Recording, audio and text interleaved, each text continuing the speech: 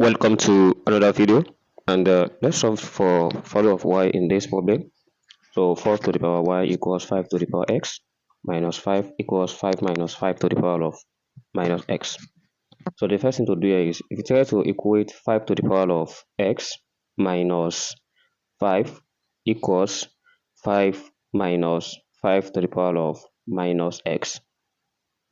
And from this, so we are going to do the correction of the like terms. So here we have 5 to the power of x plus 5 to the power of minus x minus, so we have this is minus 5 equals 0. And with this, so we're still going to write 5 to the power of x plus 5 to the power of minus x minus 10 equals 0. And looking at this, so we are going to let 5 to the power of x to be equals to any letter. So I'm going to choose letter n. So if I let 5 to the power of x equals n, so that is anywhere we see 5 raised to the power x, we replace it with n. So therefore, here becomes n plus, and here we are going to have it as n raised to the power minus 1. Then we have this as minus 10 equals 0. So for this, I don't want to write n raised to the power minus 1 as 1 over n. So I'm just going to multiply 2 by n. So by multiplying 2 by n, so it means that the first term will become n square. So followed by, so this is multiplicative inverse, which is 1. Then here is minus 10n equals 0. So by rearranging this, we have this as n squared minus 10n plus 1 equals 0. All right, and here is the quadratic equation, so which you can compare it with, here is ax squared plus bx plus c equals 0. And the a here is now the coefficient of n square, which is 1. So b is minus 1, so c is 1. Therefore, we plug it in this quadratic formula, which is minus b plus or minus the square root of b square minus 4ac divided by 2a. So let's try to substitute all these parameters in this formula.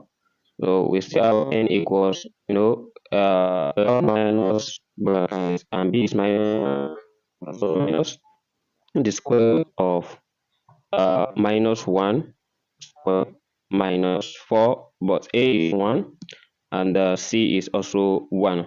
All right, so before I move further, the coefficient of n is 10, not 1. All right, so we use 10, and we're still going to do the correction here as well. Instead of minus 1, it is 10. So I'm just changing this bracket to 0 and place 1 at the back of it. So similarly with this, so it's taking 0, which is 10. So let's go.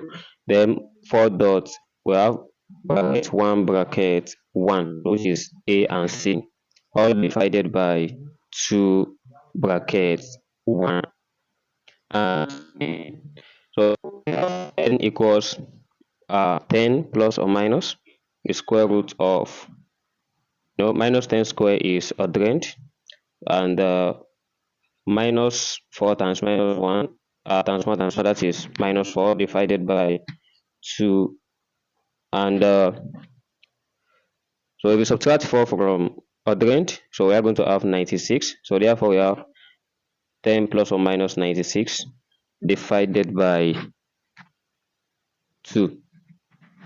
And what I will do here, since 96 is not a perfect square, so I'm going to write it as a basic sort, which is I'm going to look for two numbers. If I multiply it, one will be perfect square and the other will not be perfect square.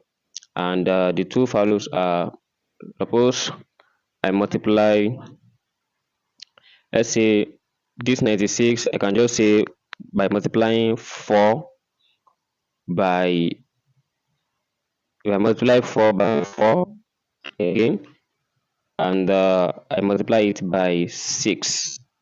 Yeah, so 4 times 4 is 16, 60 times 6 is 96, though everything divided by 2.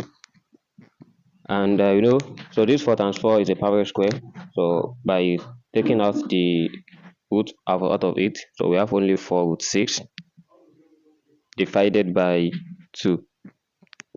Therefore, so since we have positive and negative, so we can just take out the positive one, which is 10 plus 4 root 6 divided by 2. And we can still have the negative side as well, which is 10 minus 4 root 6. So we have that as 10 minus 4 root 6 divided by 2. And we can factor out 2 from the numerator, and we divide it as by 2 at the denominator. So therefore we have 5 plus 2 root 6, and for this we have 5 minus 2 root 6.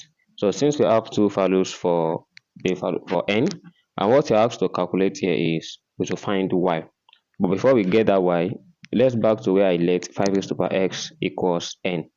So therefore 5 to the power x equals n, but that n is what? 5 plus 2 root 6. That's for the positive side.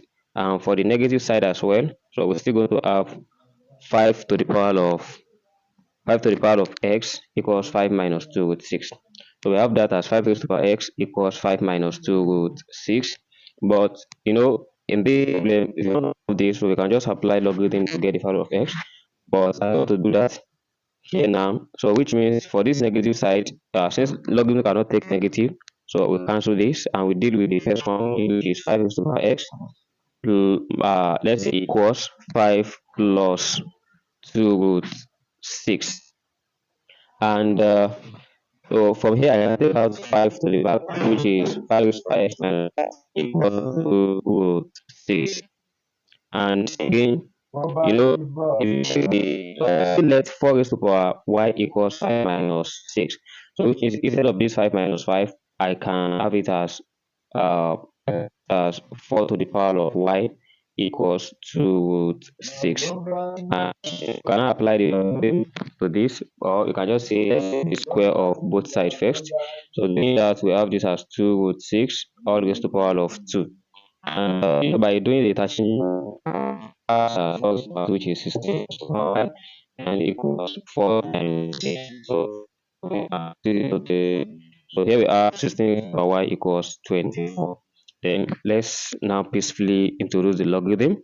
So by doing that, we have log 16 raised to the power of y equals log 24. And we take y back, though we have y log 16 equals log 24. So by trying to define both sides log 16, alright, and this brings us to the final one, which is log 4 divided by log 16. Okay, log divided by 16, which is the solution to y. And so we can still combine these together. So working under one logarithm, which is y equals log 24 base 16. So that is the solution to this, or you can just press the calculator to get the numeric value of this. Thanks for watching, and please don't forget to subscribe for more videos.